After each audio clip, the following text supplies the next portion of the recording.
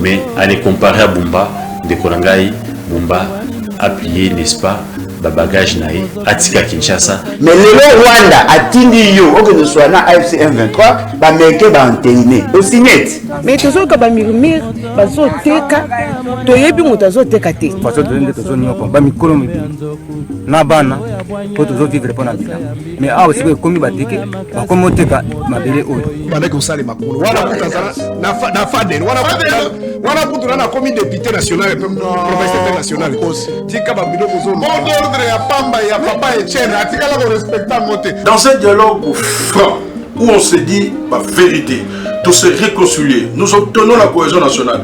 Congo Batouba Neko Papi Azo Kassoni, pour reconnaître que le président Tshisekedi a manifesté déjà volonté wana fungula mabo. Ndeko tambola boye sala malamu mutu mususu menayi osozo sale mutu idepes omilu kelinga. Comment ça? Baja il y a conseil communiqué social, mais même pas matriculé. Il s'est battu aujourd'hui. Le conseil communiqué social a un secrétaire général.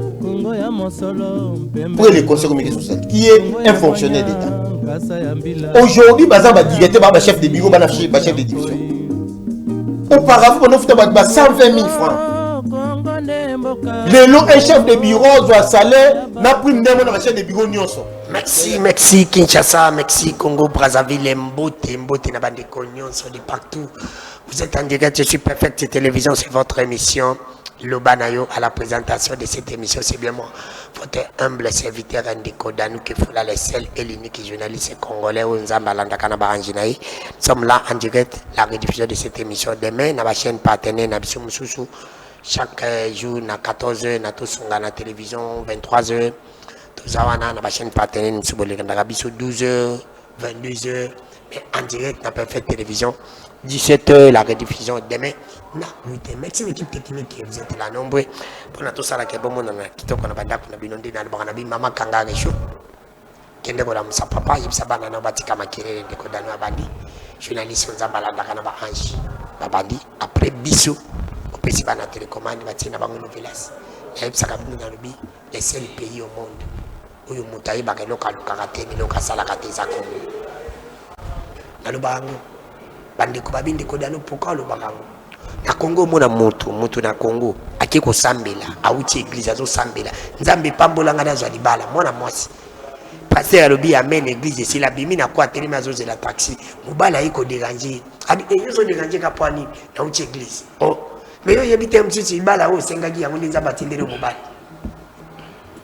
confusion ya on a tuni bino question azo tuna question le fait que mobala a dérangé moi si ezali sur moto eza ekobo ndiza kalisu ko déranger moi eza lisu o pesa ngai bien Congo ezaka bongo confusion makama mayele na Congo ezaka place te botu nilanga boyebi émission papa na biso kibambi shinta sala ya langue française ayibisa biso ndeni bakomaka ndeni ba prononcer boyebi sangana na sakata mushata na TikTok kuna batu ba oyate mais tuna marabo mujeki ndunga sali nzembo moko giago la landa ba bakati batena ti ba vie bele boka bo tsunga na lobi onga na lobaka c'est la vérité breaking news la vérité ils allaient que pasteur Denis Lessi Azabel est bien malade.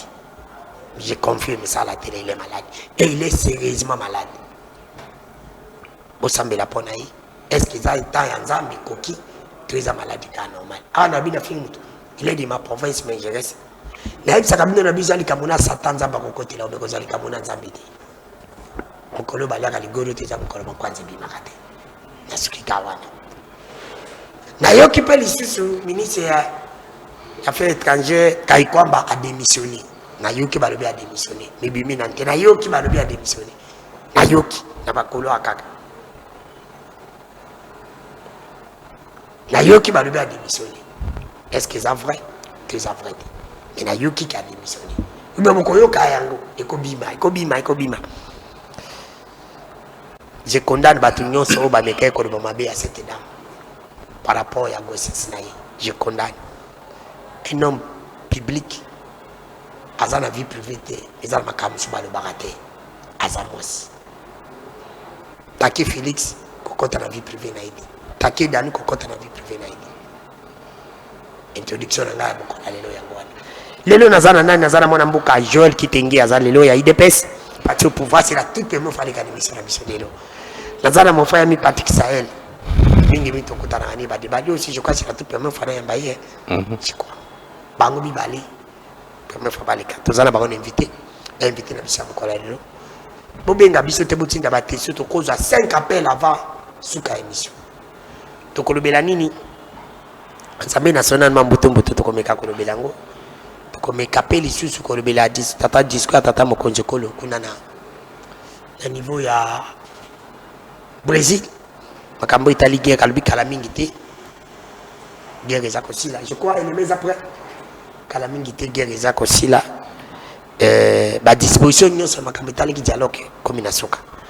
To kolobela ngo mokola lelo mais comme d'habitude toujours à 5 minutes na invité à l'oba les camo ya yaki na waloba o izako déranger neti ngana bandi pour ma dollar izako déranger biso makasi pour ma courant izako déranger nga makasi il faut mon la déjà snel o ya sikakoti non ça ne va pas na ko pese sur tanti to lembi na dollar ya on des problèmes ngai ya ba invité bozako yokama mona boka jeune mbote ndeko danu mbote Namara Mboka Patrick Sahel. Merci. Bote na ba équipe technique ba Zako Sala. C'est aussi une occasion pour Angaï Kopé sa Longonia de la manière dont Perfect s'est perfectionné. Plateau Kitoko, on voit que le cadre devient de plus en plus agréable. Pour Nakokende Kokanisa Makambo et Talimboka Topé sur Longonia na DG Peter Chani. Merci. 5 minutes d'ailleurs. Problème ni nous yo penza oyo monique les locaux dénoncer dans l'émission le bana yo pour la bakoji ba yoka problème na zana yango ezami sato na ko utiliser nyoso na 5 minutes. OK et loko liboso ezali népotisme pe ko bebisa oyo ndeko Adolphe Muzito ministre ya budget aye ko bebisa administration ya ministère wana a complicité na secrétaire général ya budget Mesenkei Pierrot basali obako benga kabisala sala au bout d'un petit temps na 3 mois pamba na 3 mois ya pamba cabinet ya Adolphe Muzito okokuta ba signataire na mesa na à peu près 100. Il n'a signé qu'une seule décision, une mise en place boutiquée entre lui et M. Kei Pierrot. Ce qui au côté na cabinet à M. Adolphe Muzito, ça l'a arrêté à mise en place à membre du cabinet. La loi et l'autorisation à Premier ministre, c'est ce qu'on peut sa ministre soit la moyenne des membres du cabinet 125 à 130. Sur dérogation, il y a Madame le Premier ministre pour les cas échéants. Vous pouvez atteindre 150 sans excéder 150. M. Adolphe Muzito a 500 membres dans son cabinet. Oh, 500 500 membres. Ah, tika koloba wana batu nyonso parti politique ba nouvelle la bakekonati. Bana mboka nyonso ngaza tribaliste te. Oh, na batu nyonso ngaba province la ngaba ni bayi. Bon, bandu katana il y a province naie pour ne pas généraliser bandu nyonso il y a province naie. Écoutez sikoyo que au côté de l'administration et à budget, c'est comme École Moko qui chapeaute et qui décide. Oh. Tous les directeurs, les chefs de division qui étaient en poste dans la commission, dans la direction clé à ministère et à budget. Adolphe Muzito, Alongoli, Bango, Nyonso, ce sont des décisions qu'il a signées. Oh. Ça fait débat puisque Madame le Premier ministre a siliki. Le rapport est à la table du président de la République qui va siliki. Ça n'a pas été débattu dans le Conseil des ministres comme à Tisaya Grade et à Motindoana. Oh. Yaoyo Komona, je vais vous donner des noms et des exemples. Oh. Vous imaginez par exemple le secrétaire général et à budget, Amatisi Bananayo Baza, nouveau venu dans l'administration. Côté l'administration, dans le ministère du budget en 2022, les lots, Anomatisi Bango, chef de division.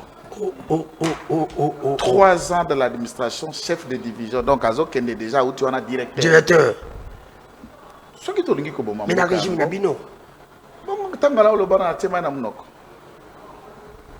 Régime, mais à régime. Nabino. Tika nous na sista ndeko dano. Mais les pays, ils appellent Yayo. Les pays, je parle pays. Moi, je suis pas achetable déjà. Les régimes, oui, les régimes. Ndanga botama na Zaïre, ndenge na boy. Mibu nanga lelo na botama na Zaïre. Na 6 écoles primaires nyoso na Zaïre, na bandi première, deuxième CO na Zaïre. Ti troisième des humanités na Zaïre. Elle n'a côté 5e des humanités, ndef délayé. Na aucun des 6e des humanités, ndef délayé. OK, rapidement. Donc na mona Mobutu, na mona administration wana, na mona Kabila association et compagnie, na yakapé. Nous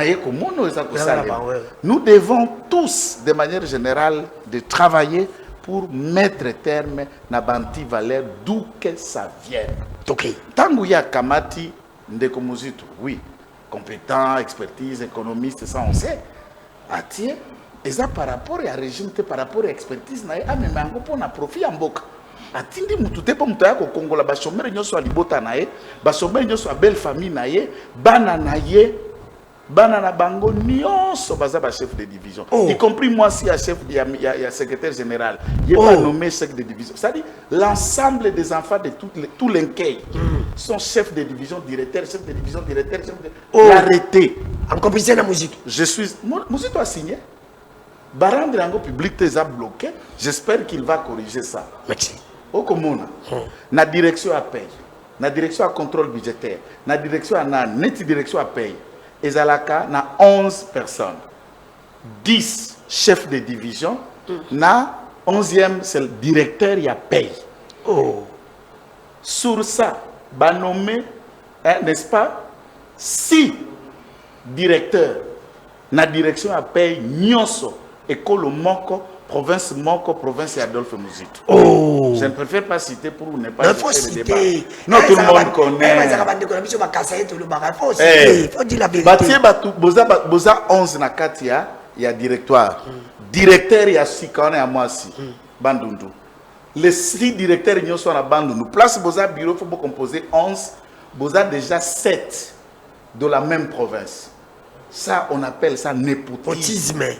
Tant que beaucoup de décider de statuer, secrétaire général, Bandundu, ministre, Bandundu. Et na chaîne, il y a dépenses pour passer les payes, il n'y aura pas de débat. Parce que Oyazali, directeur de personnel, la fille, il y a Adolphe Muzitu, directeur de personnel. Oya chargé à côté à paye, moi et moi si, il y a Kei. Basali boutique na bango, ne ba Congoli, chaque membre à nouvelle est là. Chaque société, chaque système est en train de chasser tout le monde qui était là en poste pour ne remplacer qu'à une seule ethnie. Merci. Ça, c'est gravissime. Merci. Et nous pensons que le Premier ministre va s'y pencher. 500 personnes dans un cabinet, mais ça, on fait quoi? Trop. Merci. Yasuka, on a 5 minutes. Hein? On a 8. 8 minutes. Bon, je préfère pas. Il peut prendre la parole, je reviendrai. Merci. Musique depuis comme on a pas de dossier comme belé. Abeti premier faut faire grave. Musique ba dossier na comme belé. Dossier à le panga bata colonel be ya yo kaka. A signé pelo côté. A vandaka kolala na bureau net vie gizenga bandola la. Ko sala susu ko sala sous-traitance moko na cabinet na yo kaka. Ndeko Patrick Saël Mbote. Mbote na yo ndeko Danou Kefula. Toza malamu na pesi mbote na ndeko na ngai Joël Kitenge au UDPS.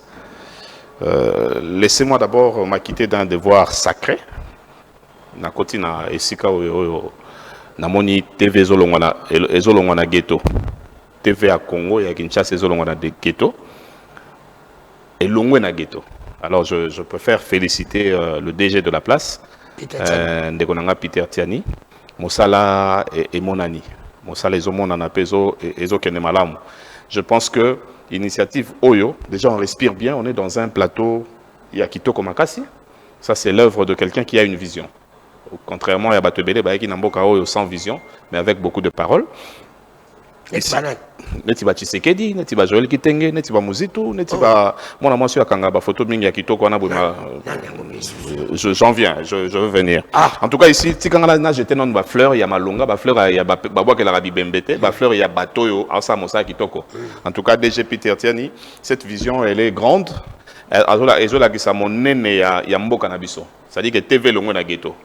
Toza bien na plateau. Merci beaucoup. Nzamba peso susu ya mingi avec toute l'équipe technique na bande konyo so bazana na plateau mbote mingi. 5 minutes now. Avant na 5 minutes il faut na vite fait na balayer loko mo na ke pande ko na Joel Kitenge. Administration ceux qui mozu to asali yango il vous prouve que Bino Boza Kidiba, Naïpsaki Tshisekedi tant comme président de la République, le président, le super président Félix Antoine Tshisekedi. Tant comme président de la République, il y a des camarades Nayo Bazaki Bami Binapoto. Oh. Baya wana Congo na Gisasa. Baweli ba poste ministériel. Mon quoi que ministre des Finances a frappé Kisasa. Mon sous que ministre a boyé. Mon sous que si Congo Naïpsaki Bango. Nabi mboke tambola gate na ba ministre a na signature. Mais lettre o e utaka na C avant que me pas ministre pour signer. Et où t'as un bateau, tu viens à bateau basé en administration. Na ba pays nyon somalonga ya mboka ya mokili. Basé en école d'administration et si ka bateau ba kambaka administration ba utaka. Tu ne peux pas sortir de nulle part. Pas comme l'administration. Au commun directeur. Dans l'administration, et c'est le côté de hiérarchisation, c'est-à-dire Motobandaka, abandi huissier par exemple, a commis lobby a commis chef de bureau, après chef de bureau a commis chef de division, après chef de division a commis sous-directeur, après sous-directeur a commis directeur. Ce qui m'a dit toi ça, les apôtres a couti bateau yo bazaki diba. Musi tout tellement kaza moto ya mesana na kanyaka na makamwa mabe ya kala, alors bina profiter place sur bateau baza distrait. Il y a une chose à côté de matière primaire ou matière première, c'est la matière primaire. La matière primaire, c'est l'homme. Motonde a Gérard, so motoza zoba, atabo pesi kintaya makasi. Kitawana boy après 10 ans bon limwe.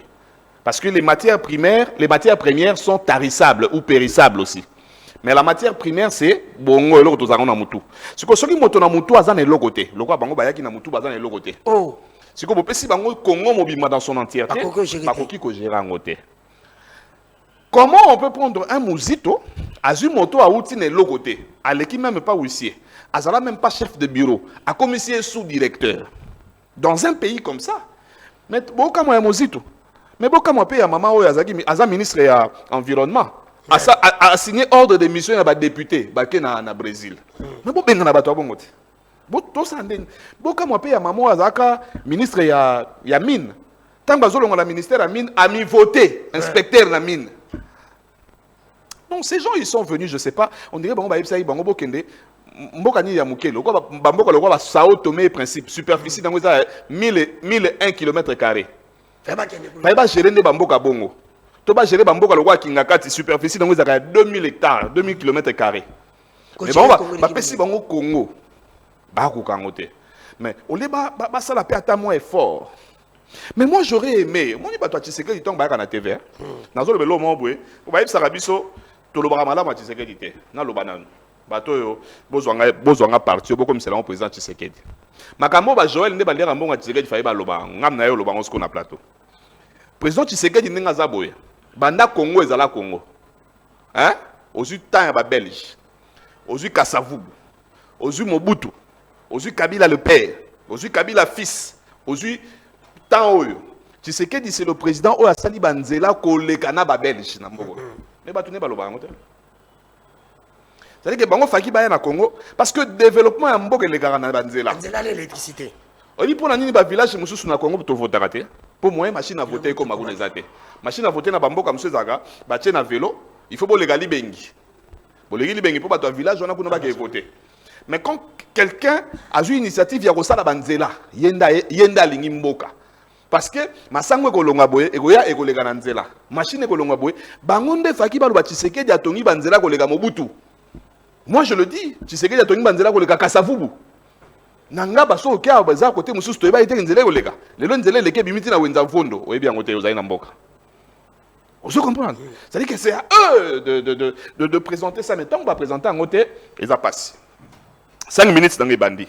Non, 5 minutes, qu'on a dit 3 minutes. Ah, papa. 5 minutes. Ok, rapidement, tu as un sujet. Est-ce que vous avez vu que dans Londres, le président Félix Antoine Tshisekedi dans Londres, a eu un micro à ABC Bissoabi, désormais taxe, il y a go pass pour ressentir en haut le sous-souté.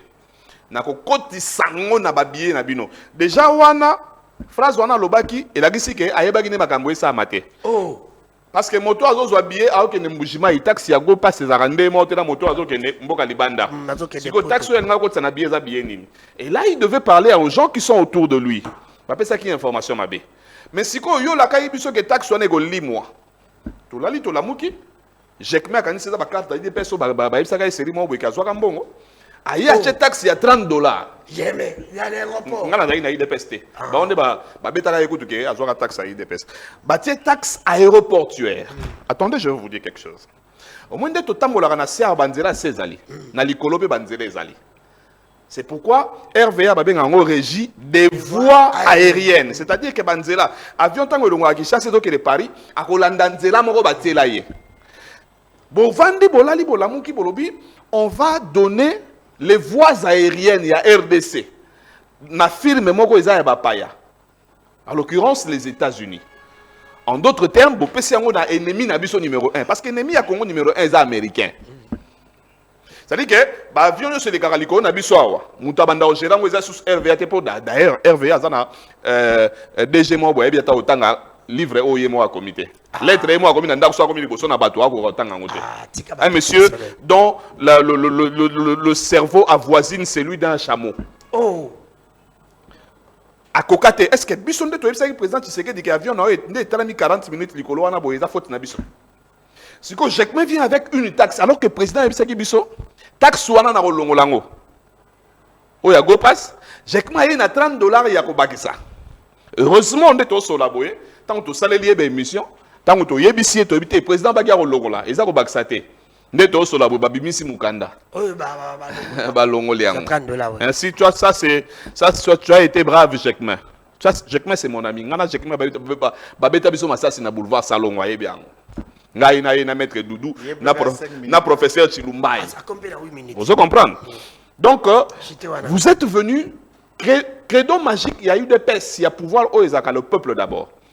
Tant que bagisa $30, tant que tout le monde olingo frappé biso ndenge bo frappaka biso na ram. Olingo yiba biso ndebo yiba biso mongo na biso bo créer la biso entreprise moko boye oyo bakanga na alimentaire boye comme na onini. Oyo batu badawa pesa ba mongo na ba on a idée ke ko bongo manzoka te ba frapper république. Gold my gold. Et aux on a $30 à Jekme kaka te. Kala mingi te ba uti ko yebisa biso que na bato oyo babetaka musala kaka moko Tshisekedi aina na moko winner bakolandela bango donc so o gagner winner yebeke 30% donc sikonga na tunaki bango na bibo merci ndenge olobi ke so muta gagner winner na moko na ye wana 30% et bon soki siko abeti mapoli bon ok merci. Merci la badégonio, c'est pas vous libre ça, s'il vous plaît. Ah, monsieur, monsieur. Je voulais vous faire remarquer. Zala est quitté. Oui. Zala est quitté. Il y a 8 minutes, il y a juste 6. Il y a juste 6 minutes. Zala est quitté. Na Patrick. Oui. Et je vais revenir sur tous les mensonges. Ah, tu as la TV. Ah, tu as la TV, le na ghetto. Donc, ma camion sur le baba ozong, c'est là. Il n'y a pas de problème. On a fait. Il nous reste 40 minutes. Vous avez fait au moins. Que 20 minutes. Qu'est-ce qu'on a débat? Oui. Qu'est-ce qu'on a débat? Déjà, ça lit déjà vaccination minutes. C'est rapidement tout qu'il a débat. Mais il dit, Patrick, c'est le bel mot, il y a malade, il faut reconnaître les gens. Nabanzela, ouais, Félix, Namon Banzela, c'est tout na Kinshasa. Mais je vais l'habiller à Kosit. Habiller à Kosit parti. Il y a ITPR, il y a National Chuka Djamba. Oui, à Kosit. Depuis Kaïwana, Kozomona Kemusale, Zakosal, ma par rapport à Alexis Kizaru. John Baza, c'est un homme de terrain. Oko Tanzube nani na ngate. Oko Tinzube. Bonyo kotangi na banza na makamanga na tangao. Balongoli Rwandais wana Alexis Gisaro, un Rwandais de souche de père et de mère. Zelate. Exact, ngam na luma kamanga ngai. Alexis Gisaro papa na ye komo na ye Gisaro azaki professeur ya IEC na Kisangani. Na 1971 maréchal Mobutu a pesi ordonnance unique. Zela na koti déjà. Yo koti makamanga ngai. Alobi batu nyoso bazaki na Congo avant 60 bakomi ba congolais. Ne sika papa Alexis Gisaro akoma congolais na 1971. Siko na 1975 papa Alexis Gisaro a sali communauté de Banyamulenge. Pour être professeur na IEC Kisangani. Communauté de Banyamulenge, c'est-à-dire que Mobutu a comme si ba congolais na 71. Na 75 bakomi communauté Banyamulenge, mais bazana mabelete. Yango Rwandais o ya Ruberwa, Rwandais o ya Alexis Gisaro baluka siko mabele bandakala. Yango monaka. Comment Alexis Gisaro beza Rwanda comme ministre na Congo? Mais kasi l'autre de sa présidente Tshisekedi. Yo, OK ndima bango ndeni po ayambaka bango bazaki soki. Est-ce que yebi ke mwana onani moto onani? Pour président Tshisekedi ayambaka yepe. na jour ba communauté ba Nyamulenge ba gena kotala ye Nyarugabo Claude Nyabungabo o mona gete na Kabila merci o mona gete merci na kena alors président a eu sa vérité merci na kena nge pas jouer qui tenge tout kana et non kuna alégate il faut reconnaître quand même bateau il faut reconnaître Msalaba président de la République qui sorti médiatique na yi alobi pas problème nyonso o itali ba négociation kala mingi te ba congolais tofanda na mai ya pio tofanda solution za kozama nango baza ko signer il n'y aura plus la guerre dans la République démocratique du Congo. Alors maintenant motuna nanga toko négocier na nani Kabila toko longola ina ba maka condamnation na ye kinga kati kozonga ye lelo ba biloko to bebisaki ya comme passer onani wazaki na seni et kozonga parce que toza ko négocier na bango tu bisa biso format ndenge nini et ko salema sans Kabila ou sans nanga. Merci. Merci pour Amtunanayo. Mais je voudrais comme terminer par ce Patrick Kabana. Il faut il y a populisme. Je sais qu'il est rationnel, ça je lui avoue, Kazalaka rationnel. Je n'ai jamais défendu, j'ai eu le privilège, comme tout autre Congolais, je ne suis pas le seul, d'être né et grandi à Ouvira. Je sais au moins qu'est-ce que les réalités ethnico, clivages sociaux, linguistiques aux Akolekarapatuana. Lorsque vous soutenez que le père Yagizaro, à 71, a Komaki Zaïrois, pour ne dire congolais aujourd'hui, parce que tant que tu as montré comme déjà congomane, il y a un mikanda, il y a ordonnance pour ça les congomane. Parce que moi, nous avons trouvant le père, il y a déjà un mikanda, congomane, un congolais. Alors, trouvons nos mots là où nous devons le mettre. Guizaro n'a jamais nié devant la face du monde qu'il est d'origine Tutsi. Il le souligne lui-même. Qu'il est Tutsi, le Congolais. Abotami, et puis ajouter encore Guizaro et Kinois. Abotami na Kin. Ya bien. Guizaro Abotami na Kinshasa. Kasi quoi? Amona Salongo. Oh, Amona Salongo. Oh. Akomi na Lemba. Guizaro Abotami na Kinshasa tangi na Moambao. Alors qu'il n'est à Bruxelles que plus tard. À moi, Nakin, à l'Obalingala, le Kola Yonanga, à tant en français, nous avons barré, le Kola Baningue à la gâte, pas moi, Nakin. Ça, il faut quand même qu'on reconnaisse ce genre d'acte. Pourquoi les locaux Bota Makouta na Rwanda ont ça problème par rapport à l'agression d'habitement à Ngobakosal? Mais na kati à toi, na bazombo. Oui, bah, autant na kati à na bakaemba kuna bato ba vivre rapidement na kaon ya kaemba na. Tout ça na bachoko ya Angola et Belé. Na Katanga c'est le même cas. Okoki ko différencier muchoko ya Katanga na muchoko ya Zambite. Mubemba ya Katanga na mubemba ya Zambite, on en a plein dans ce contexte. Ce qui gêne, c'est cette attitude belliqueuse ya Rwanda. Donc il ne faut pas aussi faire l'apologie.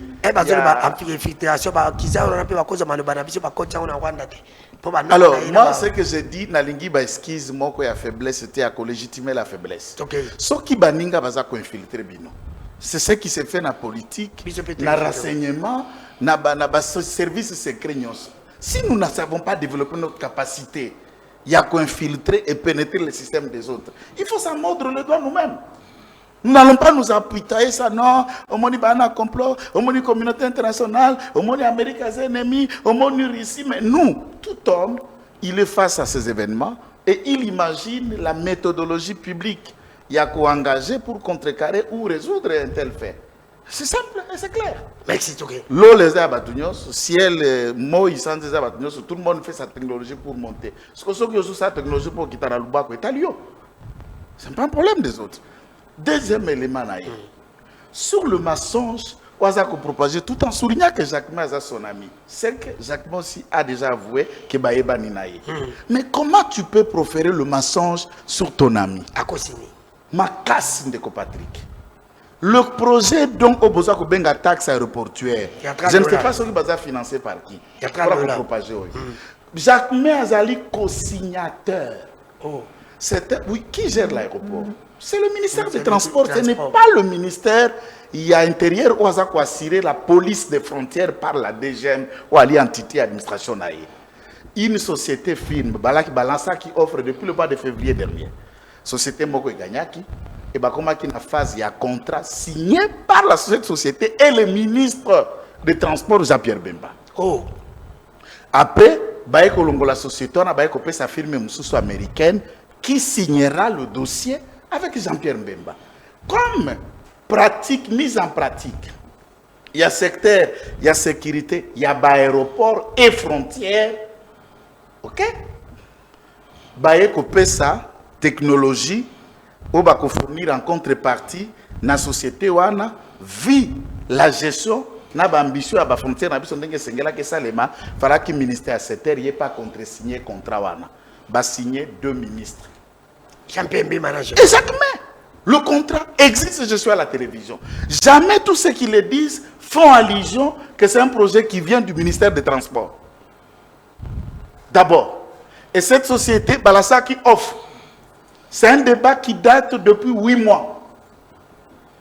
Tant que vous avez signé le contrat, c'est que le ministre de Jacques Salezanine a longoli la taxe qui existait là, perçue par la DGM, à longoli yango, ba pesi gestion ya ba recette nyoswana na firme américaine. La DGM n'était pas content. J'ai voulu le courrier signé par Kachantoile. Et puis na ebisi bango circulaire wana o yazolo baana na ebi Jacques Mayebiangoti n'a signé aucun circulaire. A signé circulaire à ta mon côté. Nazotangela yo Kachantoile pour que les gens comprennent comment est-ce qu'il y a des bandits dans ces régimes. Oh, votre régime, vous êtes des bandits. Mais il y en a des bandits. Awa, Tozali, na DGM, c'est service officiel, hein, direction générale, il y a migration, Kachantoile la réservé transmission pour copie, na directeur général adjoint à DGM, Atindi offre technique de la société Securiport, c'est le nom de cette société, Securiport, relatif au système de sécurité des frontières et de l'immigration. Il adresse à qui? À monsieur le vice-premier ministre, ministre de l'Intérieur, Sécurité, Affaires coutumières, Kinshasa, Lingwala, Excellence. Bref, Kachantoile dans ce courrier, il souligne, paragraphe à lobby boy, il ressort de l'examen du dit document que la société Securiport fournit des services suivants. L'étude technique, la conception de mise en œuvre des services liés au système de sécurité et de l'aviation civile ainsi que de l'immigration. 2. Entretien du service. Formation et soutien technique aux agents du gouvernement pendant toute la durée du contrat. C'est autre chose que ce qu'on n'attend pas. Et à ce moment-là, il souligne que la majorité des résolutions proposées par cette société, nous ne trouvons pas l'utilité car c'est ce que la DGM fait déjà. Je m'y oppose. Débat et bandiwana. Tant que Bazongi c'est pas Jacques Paraf, il prend maintenant le contrat signé au ministère des Transports, signé dans son cabinet, atteint un organe technique qui est DGM avec une lettre de transmission le 14 du mois d'octobre. Les documents quittent le cabinet de Jacques vers le cabinet Kachantoile. Avec exigence et un paragraphe. Il y a urgence, nous attendons votre réponse technique dans 72 heures. De ce 14 octobre, Tindenge n'a pas une émission à Yoawa. Kachantoile n'a jamais répondu. N'a jamais écrit. Et Kachantoile prend le contrat et le dossier. Celui qui fuite le contrat et qui donne à Steve Wemby. Qui donne à Pierrot et à Bibi Kapinga qui font les premiers directs de ce débat qui est devenu virtuel et parti des troupes de communication du M23. Sur un contrat de sécurité des frontières avec les détails sécurocrates. C'est dangereux. C'est dangereux. Et les services, s'ils n'ont pas encore enquêté sur Laura Kachantoile, je me demande qui protège ces messieurs. Qu'on peut saboter la sécurité de tout un État. Et la taxe est là. Kachantoile est mécontent. Oui, c'est ça que je dis. Que cet argent-là, elle ne gère pas qu'on leur donne. Ce n'est pas une nouveauté. Merci. Et ce n'est pas sur tous les passagers, rien que pour des vols internationaux. Et c'est ajouté aux compagnies d'aviation. Les compagnies d'aviation à l'EPEA, ils ont co-signé, puisqu'ils ont paraffé les compagnies d'aviation le contrat, qu'ils vont amender, ajouter dans le billet des voyageurs allant à l'étranger. Pas une taxe comme on allait, je paye mon GoPass ou je paye. Non, non, on ne paye pas à côté. C'est quand on achète le billet, cet argent est inclus dans le billet si vous faites un vol international. Mais ceux qui voyagent en France comme Patrick, Poto, Afinga Baningano, Poto, Bakwale, contrairement à Bilo Baza Kolobawana, ils ont des informations totales. Mais si tu as un sujet. Na sujet on a discours, toujours discuté, Naba, tout Oyo, comme ici, la partie est occupée, insécurisée, tuant, pillant nos minéraux, c'est la partie qui a décidé de prendre les armes, Naba dépendant naïe. Dans cette phase de discussion, ce qui n'est plus un secret, dans toutes les étapes, sachant que le Rwanda qui est le patron, nous discutons avec eux. Quoi qu'on discute dans Bangladesh. On va discuter avec Kabila. Kabila est qui? Il faut d'abord y a ces situations. Mais bon, le but que Kabila est M23. Est-ce que biso to machakango si va mkongo? Mais est-ce que tu discutes? Na lobi na yo boye, lui-même Kabila doit s'assumer en tant que tel. C'est ça la réalité. Mais le col a s'assumer. Alors vous condamnez pourquoi? Parce que vous parlez de la négociation la judiciaire ou politique. Même pour moi, ce n'est pas politique. Non, non. Non, non. Ce qui se passe là-bas, c'est politique. Alors, vous allez empêcher le cours des tribunaux, qui est un pouvoir indépendant, va travailler pour bino politique boza ko sala. Bon, est-ce que ceux qui appellent pas le que j'accepte, mais est-ce que militaire oh yo botenga justice na osana ngoni fo bolongola be bolongola te ndatuni yo tango zolo ba bo il y a les procédures le vase moyen. Il a été condamné sans qu'il ait participé au débat par défaut. L'exécution de la peine et du mandat de la personne ou à comparaître, il faut que l'arrêt lui soit signifié mutu proprio. C'est-à-dire na maboko na emoko. Une fois il y a encore des voies et moyens de recours. Puisque barré à cour de haute cour militaire peuvent être attaqués en cassation devant la cour de cassation. Il y a encore des voies et droits qu'il peut utiliser. Est-ce que ce monde a ce n'est pas dire que aucun justice c'est pas qu'on na politique. Mais ce monde a été qui vite mettre Joël qui te. Moi je suis pas juge monsieur. Moi je suis politique. Oui mais alors il faut aller devant les juges. Il faut aller devant les parquets. Faites ce débat avec eux. Mais vous voyez que vous négociez na bango na nanga. Pourquoi vous tinda qui biso to même sabiloka nanga. On que ce vous négocier faut l'état congolais vous bino banani. Peuple na kende. Peuple kende même sabiloka nanga. Mais tout le monde va hôtel Kasilo ba pian kango. Tout le monde ndako na ye. Est-ce que peuple wana vous avez un seul communiqué, un appel d'une autorité appelée la population venez piller? Non, non, mais attention avec les affirmations que vous faites. Non, mais si, non, vous voulez dire qu'à 91, peuple n'a tinda comme toi qui copier. Attention. Mais le discours n'a bien le discours n'est nani et tinda peuple n'a yébiété. La population est mature. Merci. Vous allez me dire que la République les Bazalènes sont le peuple. C'est des gens comme nous, comme vous, Bakamati Mandouk, pour prendre les actes au Basengeli Basala. Des manifestations, Tolita, Olita, Mtouramtualita, na forum, lui-même a fait allusion, côté Babeta, Bango Massassi, na Jacquemin. Chacun l'était de sa manière. Il va vous dire qui l'a envoyé pour que Babeta Bango Massassi. Attention, devant ces jargons qu'on attend tout le monde, peuple. Les peuples, c'est qui? Vous et moi. Et alors? Et qui t'a donné le mandat de parler au nom des autres? Mais qui vous a donné aussi le mandat de parler au nom des autres? Nous avons le mandat. Quel mandat? Le président de la République a été élu. Les députés sont élus. Les sénateurs ont été élus en second lieu. Il y a des gens et à qualité un mandat pour engager les peuples. Puisque le peuple a voté. Je vais revenir pour moi. Pas des citoyens qui se réveillent qui disent je suis du peuple. Non, non, j'ai souligné, il a pris 17 minutes. Non, montre-nous ça bien. Donc il y a 10 minutes. Bon, je vais maître Joël. Na bangi siko na déjà maître maçon, maître tailleur, maître nageur, maître parce que ceux maître à droit. Joël mon frère et ami que j'aime bien. Na longola na ba incongruité et bimi na monoko ya maître Joël. Na ngana pesio siko par bénéfice du doute maître et avocat. Maître avocat lobby. Gisaro alali ala muki akuti papa na yazalaka déjà congolais. OK? C'est-à-dire qu'un Rwandais est devenu Congolais par l'article 71. Ordonnance 71, il y a constitué. Ordonnance unique, il y a Mobutu en 1971. C'est-à-dire, maître, il faut y aller au Congo, tout ça, forme, il y a Congolais Arami, Baleto Misato. Congolais par naturalisation, moto abotami na Congo. Naturalisation, c'est par origine, Congolais d'origine. Congolais d'adoption. Congolais d'acquisition. Parce qu'il y a une acquisition. C'est-à-dire que Tata Naé a commis Congolais par acquisition. Ok? Moto a commis Congolais par acquisition, attend à Bamboka nyon soit mokili, et ça n'a pas cambo fois ça là, et ça n'a pas cambo pour pégisser que ça là. Schwarzenegger. C'est ce que je dis. Schwarzenegger a américain par acquisition. Tant qu'on a postulé pour comme président de la République, c'était. Il y a comme président. Pour ça d'origine.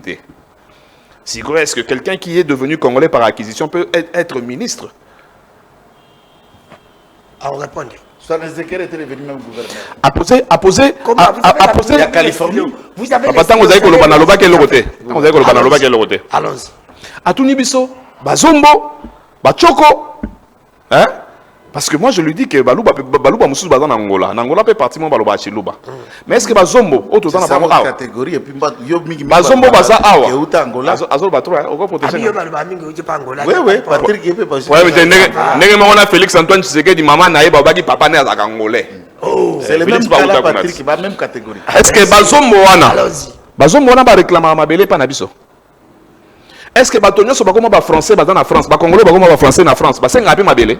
Kende biso to komi ba français boy, bo pesa so Mabélé. Ndenge Roubert walingaka frapper biso azui ba installer Bougumesa na commune ya Minembo. Ba senga Mabélé. Bon pour nini Batonio so bazombo ba senga raté, mais kaka communauté ba nyamulenge wana nde baluka Mabélé. On doit se poser des questions. Parce que Congolais spécial. To vande wa to lali to la muki ba siso bisenge mana ndaza ga boyaza Rwandais. To yoka ngoti. D'ailleurs, papa n'a pas na cabinet maréchal Mobutu comme directeur de cabinet rwandais. Tout le monde est rwandais, mais tout ce qui est comme Georges, dans la police générale, lelo na mboko ya Congo. Qui lelo? Aza. J'ai kabisé ni man. Bon, papa, comme n'attends comme Georges. Yo kama kamba ile kala. Vous comprenez? Neni to boyi bisengimana, mais ton demi Georges. Neni to zo boya Rubero, mais ton demi Gisaro. Entre parenthèses. Ndeko nanga ndenga vandi awa. Tant que tu as la taxe aéroportuaire, il y a $30 au Jekma et Nango. Il y a Sungi Biso Gaga. Pour avoir une taxe, il y a Biso Té. Et ça, Jekma et Moroté. N'a Jean-Pierre Bemba. Un ministre à quoi? Donc, on va dire comment vous sous. Nabino Bozaba, démon bino. Avec un net au Vandi Boye, Kopouana, et ça, Jekma, n'a Jean-Pierre Bemba. Juste sécurité aéroportuaire, pessi na firme étrangère, les Américains. Désormais, ba drone est dans les galicolois. Ba avion est dans les galicolois. Biso to yeba te bangonde ba oyeba. Oyeba le 11 septembre aux États-Unis. Avion est quoi ya gawan. C'est-à-dire que ceux qui États-Unis ne bazai ko gérer ba ligne ba voie aérienne. Ba oyeba que avion est za ligne commerciale ke boy. Siko biso ndeto za boy ba tcheli biso insécurité na scène na mabele awa. Ce que le Guané, les cas qui heureusement qui va se ressaisir. C'est-à-dire que l'avion n'est pas dans les calicolois. Tu donc tu fais. Tu peux me laisser parler. Tu peux me laisser parler. Ce contrat n'a pas été. Tu peux me laisser parler. On n'a pas été ajourné. Bakati Angote, Balongolité et ça d'application. Aussi si. C'est ça qu'ils sont en train de dire. Pourquoi tu as loba? Aux autres résister dans le Jean-Pierre Bemba. Ça continue, ça existe. On avait fermé parenthèse. Et c'est signé déjà désarrêté.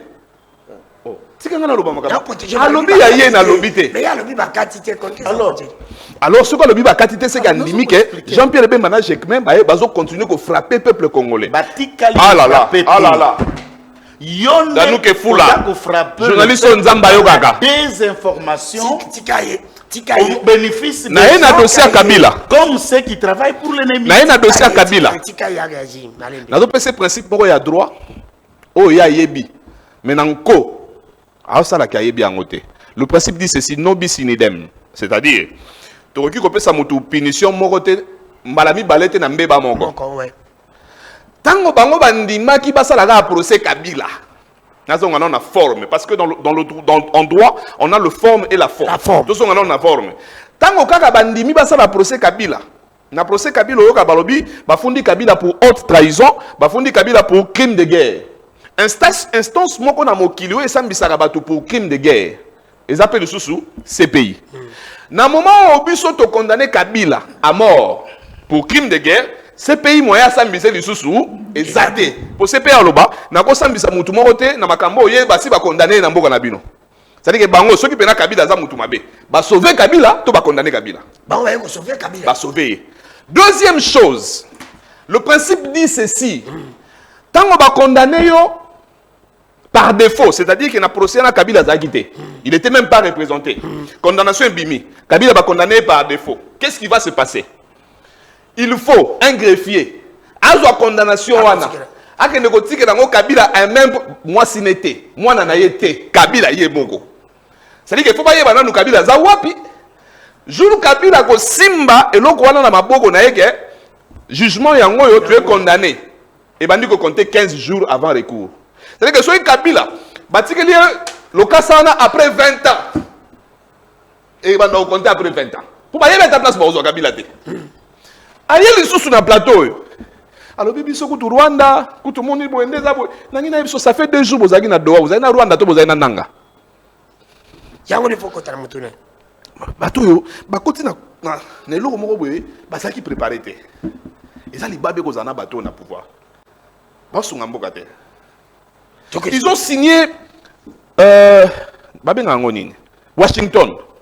Dans le dossier, parce que Washington est un acte de vente. Bateki Congo officiellement. Oh. Acte de vente. Congo ils ont su à tout sauter Bateki. Là il va t'en slogan mon frère ami John Kabam. Parce que ça c'est fort. Nenge to vandi boye. Tokola na mboka oyo. Vous assistez à un théâtre. Tokola na mboka oyo. Na beta lisolo na Washington. Soko za na nzeto no amanga na lupango. Ba betape, ba branche. Et côté pas voisin. Voisin ça na droit, il manga wana. Pour akombola moi partout et côté pas naé. Mais est-ce que nzeto ne comme il y a un voisin? Té beaucoup katanga. Siko bango ba komi sinkita na biso ya biso na Rwanda. OK, chité. Na komi kutu na 5 minutes, ya lobi 27 minutes. Nazotala. Il faut que tu batolingi ni pour na mboka oyo. Les gens autour du président de la République comme Bajoël Basungara présidenté. On a dit tata Mkonjiko Libanda. Il nous a rassuré qu'ils vont parler. Bientôt, qui met au côté. Dans la diplomatie, nous avons 3 sortes de diplomatie. Nous avons une diplomatie qu'on appelle la diplomatie de la guerre. C'est-à-dire que Bitumbe Bima et Bunda, mais diplomatie de Salama. Nous avons la diplomatie politique. Le président Tshisekedi, Thérèse Kayikwamba. Ici encore, je vais insister pour les bandeli. Je crois que Yoto, Joël, excusez-moi, Yo est dans l'Ingala. Les Kamon Balobaki, Kayikwamba a démissionné. Non, le congé maternité existe. Pour une femme, on va exercer tâche à Makasi. Ce qui a commis Pembe Nyakobota, va payer 1 mois à Kekopema, tant qu'on peut aboti, va payer 2 mois, ça n'a 3 mois. Ça dit que ceux qui battent dans Mikolomi, ça, tu vas monter Thérèse, à 3 mois. Il y a congé maternité, ça existe. Et ça, dans le principe, à moins que Bande Konabiso va changer. Vous comprenez? Aucune fil d'idée. Troisième sorte de diplomatie, c'est cette diplomatie qu'on aurait qualifiée d'une diplomatie agissante. Une diplomatie d'action. On a dit diplomatie de guerre, diplomatie politique, la diplomatie, il y a agir. Il y a la diplomatie de guerre, il y a on a défilé militaire récemment dans Mboga. Diplomatie de guerre. C'est-à-dire que bateau nyonso ba bani pemene na biso ba mona biloko to zaka nango. Oko bisanga Corée du Nord abunda wapi. Mais pas nto banga kai. Po alakisa ka biso bibundeli na ye. C'est bon meki na ye. Soki bo sala erreur moni Satan siso yo akobeta bino abunda wapi. Mwana wana Pyongyang soki Pyongyang to banga ke bwani.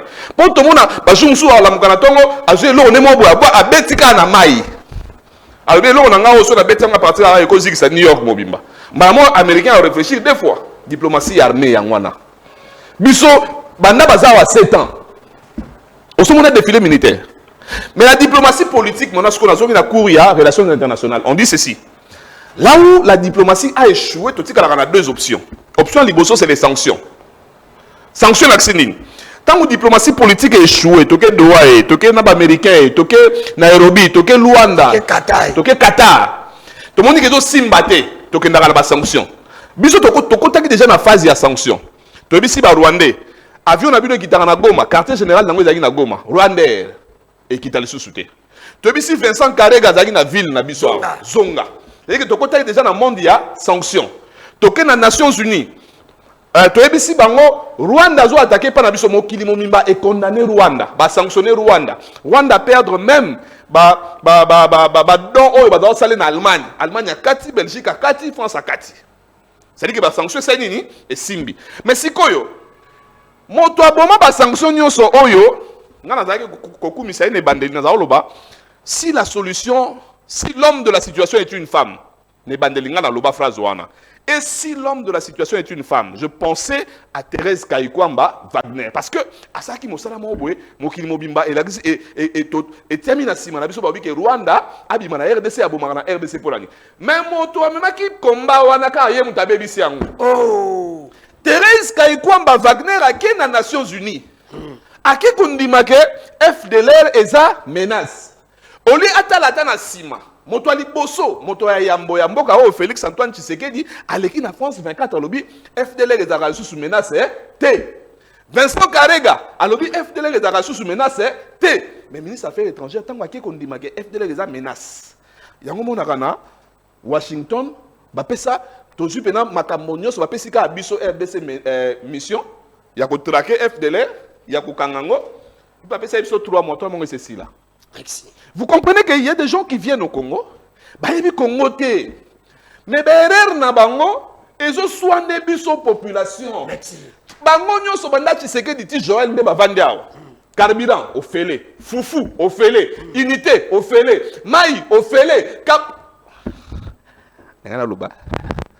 Tout au félé. Quand tu vas me bazar, na pesa bango na basi au félé. Mais non, na chuté. Ça on a le but on doit accompagner bien. Mais c'est la population maintenant, nana onde to futa carburant. Nana onde to somba masanga. Biso onde to so sentir ango. Ce qui bango ba gérer mabe, bango ba zwaka nyonso ya au félé. Biso to sombaka. So ki na bandaku na bango chaque fin du mois au mona balalima ye, bra Congo ye, autika na masanga ya au félé. Merci. Mais ce qui bango ba gérer mabe biso peuple d'abord au bolobaki wana biso ne peuple ango ezabinoté. Merci mon amboka Joël qui te d'accord. Je crois que okozala Clément ngana 10 minutes muke. Yo so bozo bango bandanga boy. Non, oza bagarere ya Tongo. Oza bagarere. Et puis alobi loko moko boye. Non. Yo yana Kabila. Yana Kabila. Na yondo lobi tonga mtuna lobi. Yo yana musée. Na tuni yo yondo lobaki tongai. Est-ce que na lobango na mkongo mtu? Parce que profiter encore comme une information, comme j'ai déjà écrit dans mon livre, L'enfant soldat. J'ai publié ce livre en 2001. Donc, et puis il faut souligner, tant que le Kabila on a beaucoup confondu, il faut que le musée. Il faut que le musée. Kabila zalaka moko. Moko musée Laurent Désiré. Kasi massacre à Makobola. Massacre à Makobola. Nous avons un criminel sur le plateau. Normal. Vous ne savez rien sur le massacre à Makobola. Arrêtez de faire le populisme. Vous fraudez les mots des choses population que vous ne maîtrisez pas. Sachez qu'à Makobola, en majorité, la population tuée était les Hutus. Et donc on dit que Boboma ba Hutu. T'as la déclaration au sein de la TV.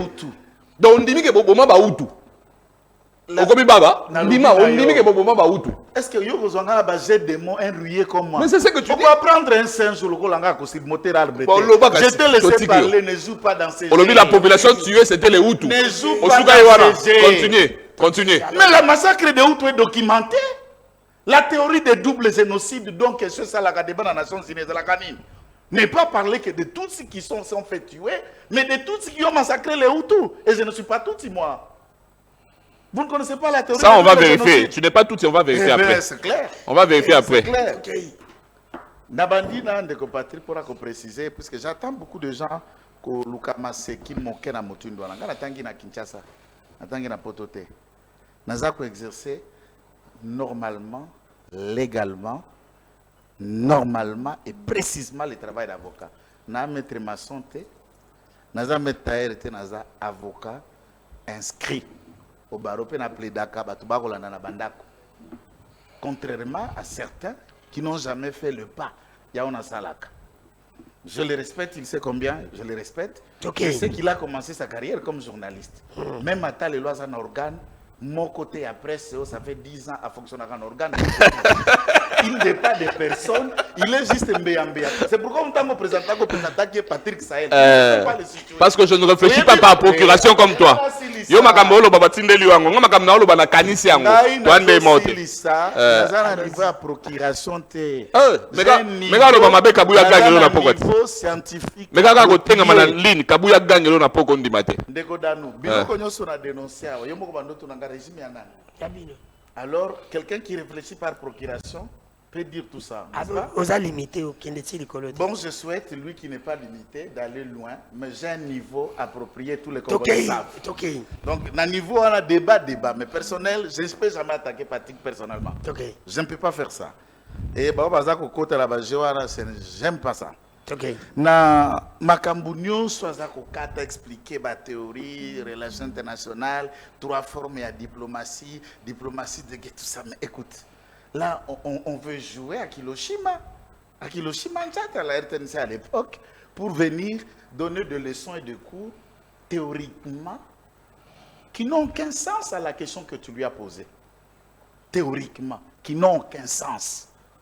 Or na ba question na yemoko na vouloir démontrer tout ce qu'il y a à discuter, ngamutu na relever le fait que l'arrêt de Kabila doit lui être signifié mutu proprio, et il lui reste encore devant des droits quant à cette question, à ne jamais confondre une action judiciaire na action politique.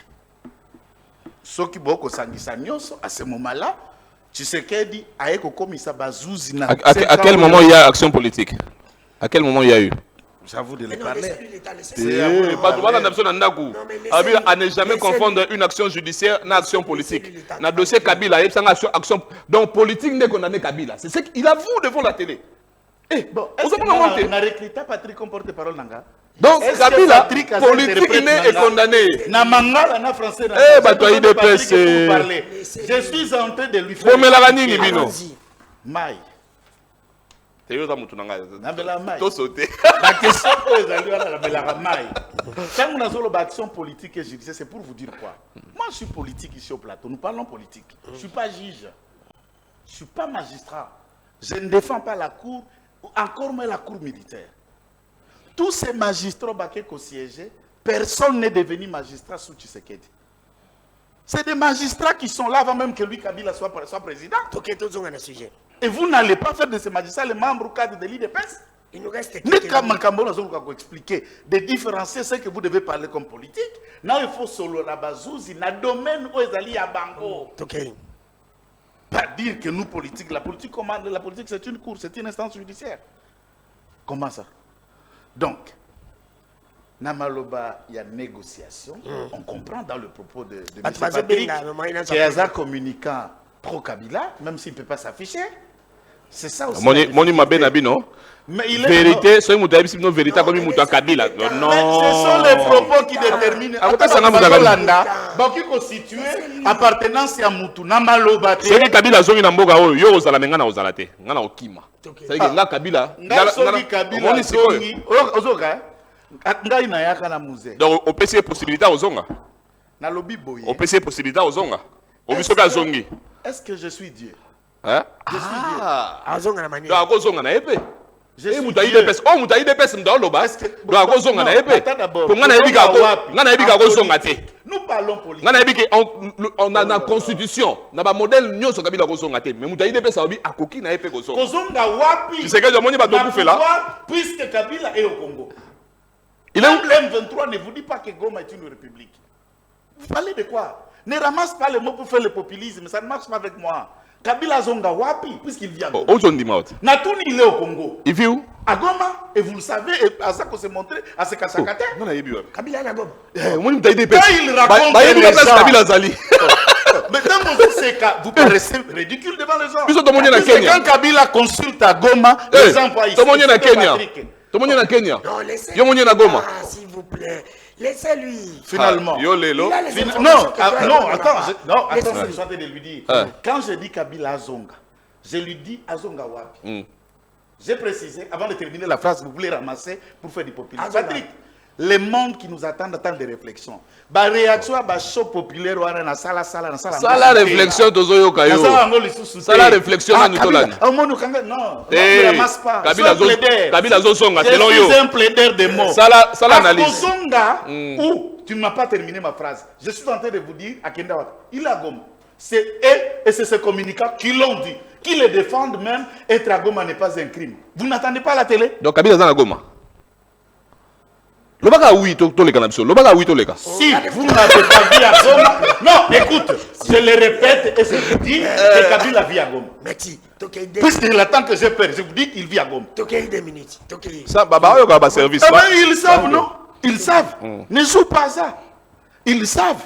Et vous-même, en communiquant pour lui, vous savez. Oh, lui communique pour Kabila. Bien sûr.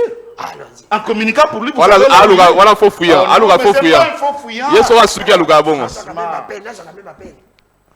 Si vous voulez les appels, Melanga a déclaré. Oh, il y a un lobby, il faut le appel. Toutes les démarches du président de la République, il y a gouvernement, ne sont pas voués à un échec.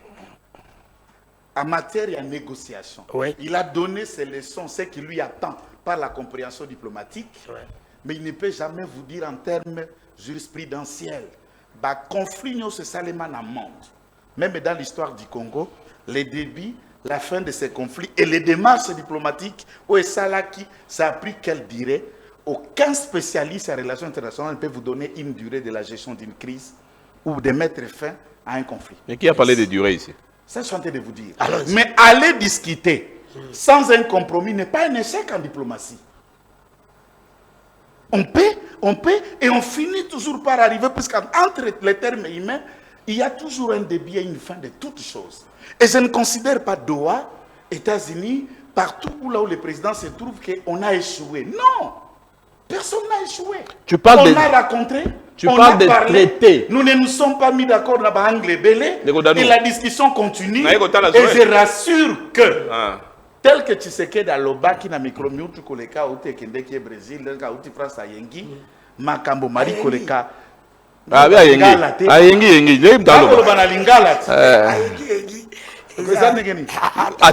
Tamboli. On ne peut pas dire en français faire une tournée. Le bango la lingala. Alors c'est ça la question. Maintenant, on va en français, na lingala. Maître Joël Kitenge. Maître Joël. Traité nous se souvent la diplomatie et Zabitumba. Mais laissez-lui le temps. Diplomatie c'était. Malobé comme il pas là. 30 secondes. Oh, bah c'est juste. 30 secondes. Alors le bassin il y a là makama batin. Eza échec té. Nous sommes en train de gagner du terrain diplomatique dans les débats internationaux. Dans la lecture de ce que le monde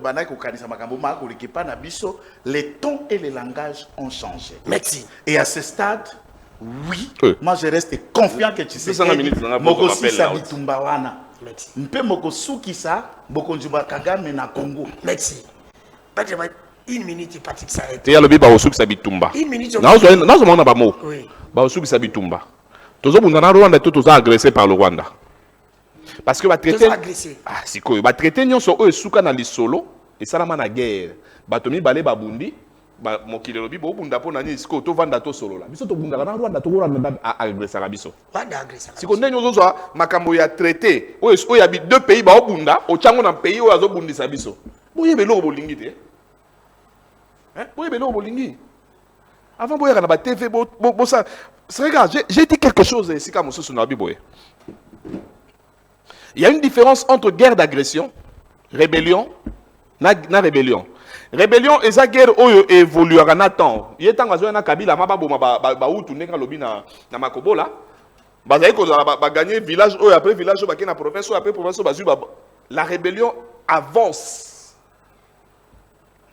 L'agression c'est un pays qui vient agresser un autre pays. Mais il y a une guerre qu'on appelle guerre d'occupation. Le 25 février, il y a un année au Toza. Le pays il y a EAC, État d'Afrique centrale et de l'Est. Basengi na biso topé sa statut spécial na Goma na Bukavu. Oh. Si on est au Kendeboye, le 25 février, il y a un année au. Basengi déjà na biso avant Goma Kweya. Avant Basengi déjà c'était une proposition. Babi topé sa statut spécial na Goma na Bukavu.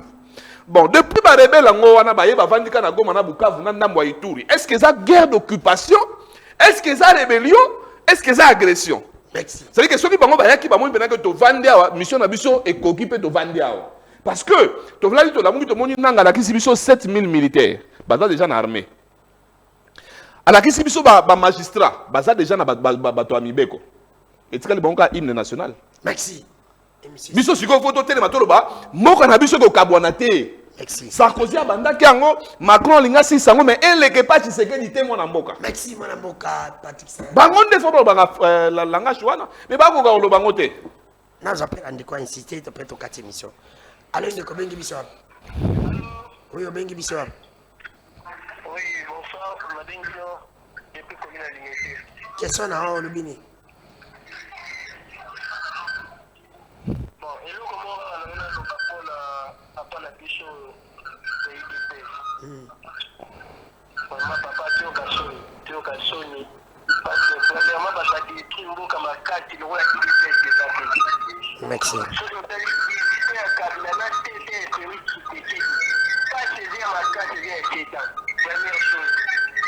Il dit quoi, toi, là-dedans? $10 ya pamba.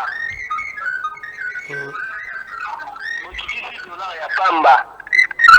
Mais dis-le, critiquer, quand on dirait critiquer.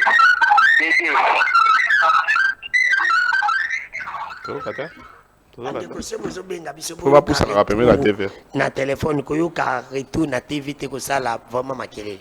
Abimbo kezaka na passe. Donc ici de là, mais ça ne va pas. Moi, je crois que je respecte. Non, c'est une phrase Yamikoyo.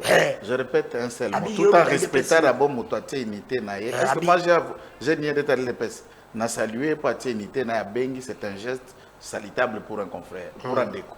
Est-ce que réellement, Yéo Azako le batang Kabila, ou ça dit tant que Zana Kabila passe ici la cahier? Tu sais qu'elle a comme il passe. Je vais le lui rappeler. Mais je voulais le lui rappeler tant Kabila quand on a 2001 $. Et quand Kabila est parti en 2018, il y a $, à qui n'a combien? Oui, alors. Oui, Moutuna, on a 30 secondes. On a biboni. En tout cas, on a landé émission. Mais Maître Joël, na lingaka mingi. Mais babilo kwa zolo daoyo, na yo qui passe dans mon thème. Lelo na vanda ina bureau na ndeko landa na audience uto le kawa ya Honorine. Na landa ka mingi bloko ndoko ko s'exprimer en tout cas zaki mala na no lo na lu na numéro na benga e. Mais biloko zolo ga on a de seul na passe non tu mette que zayi notre Joël mutalo babiloko. Merci. Moi c'est Maître Mike. Merci. Vraiment, tu as 6 minutes et bien, bande de Kolimbisa. Merci, Joël. Merci, Patrick. Merci. Je vous accorde mon plateau chaque lundi. C'est bon? Joël a aucun manaïd, ça aucun manaïd. Na IDPS, c'est que vous avez raté. Je n'ai jamais fui un co-débatteur. Merci. Tu as une émission, na émission. Certaines choses. Merci Nayope, merci pour l'émission. Merci l'équipe technique, merci Naïma, merci. Faut te reconnaître, vous nous avez ajouté 10 minutes, merci na bande Kounionso. Merci na mon amour capitaine Tchani, moi je l'ai toujours dit. C'est Moutazo Samsala Malam, je vais t'encourager. TV longue na ghetto. Toi félicitations. Félicitations na yo mon frère Yamina Oyo Sali, celui Moutabo Yaza Moutamabe, depuis naza reconnaître maman de disent Msala Malam aza kusala na éducation na santé. On a na opposition naza ko soutenir fondation na yo, na likambo itali éducation na santé. Mais je vais finir cette émission en 1 minute. Kolobali Kambo, ça n'engage que moi j'assume. Moi je suis un jeune, na soutenir ba valeur, et ba valeur ya bozo baté. Ça n'engage que moi. Na moni mona mboka Christelle Vwanga qui kotika candidature na ye azala candidate. Na mituni question, Christelle Vwanga. Yo bande ko soutenir ba valeur. Du fait que kotika candidature na yo zala ki élu ensemble. Ensemble apporter candidature na ote. Pour na yo za valeur te za valeur te. Oh. Parce que yopo lingi ensemble batinda kaka kombos batindi rapporteur Katangez balongolio Katangez président du groupe parlementaire Mwando Katangez donc bakongo batwa bandu baluko bazana ensemble bazana place bakongo ezana mutu na bureau na ndeko danu botika biloko wana bakongo qui sera zo représenter Congo central pourquoi bureau na mkongo akoza la terre pourquoi basi ina mama wana mususu mulongo Katangez kombo batindi Katangez c'est-à-dire tout le baki ensemble za parti ya bakatangé régionaliste batika Christelle tranquille biso peuple tokota bituma ba député ne ba ko voter Christelle ngana zolo bana député te na ko voter pété mais j'encourage le fait que ba Congo est représenté na bureau est-ce que bon mon normal pardon ngana poser la question Danou ngana poser la question muke bon mon normal que ba institution nyonso ezana kisasa biso ba kino neto yambara bango mais kino azakata mon côté Christelle est lead de Kinshasa alekate pourquoi les nyonso akebo taki besoin de te pour na bilo Christelle Wanga o matao kita yenda koleka place wana bato bango bati ko débattre à côté la bilanga journaliste baolela baolela misa bilanga tokutani lobby bye à la prochaine merci beaucoup.